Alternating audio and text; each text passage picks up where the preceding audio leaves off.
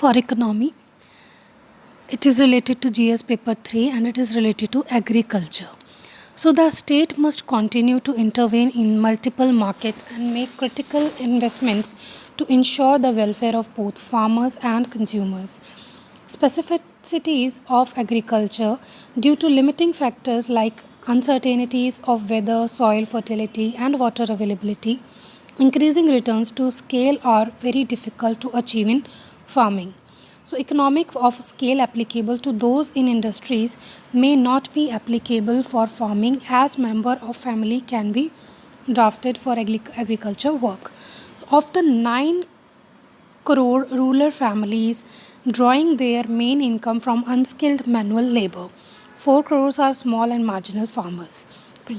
Production process in agriculture cannot be organized in an assembly line as farming needs favorable climatic conditions. Also, 86% of India farmers are small and marginal farmers. As a majority of farmers cannot afford warehousing, all bring produce to a market at the same time, leading to price crashes.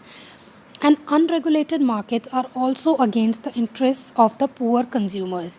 In India, traders double up as money lenders and create a double trap that is virtually impossible to escape.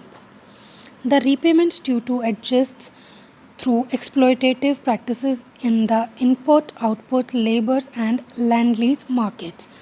The moneylenders assumes the role of input suppliers, crop buyers, labor employer, and land lesser that gets more exploitative with caste system. So, what is the way forward here? Way forward is that the food procurement should be diverse to include more crops, more regions, and more farmers. Procurement must be local and follow the logical of regional agroecologic.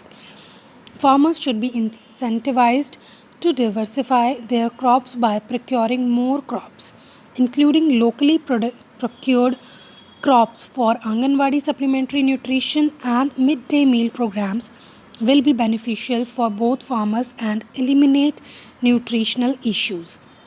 There is a need to increase the accessibility of the mandis to farmers rather than dismantling them.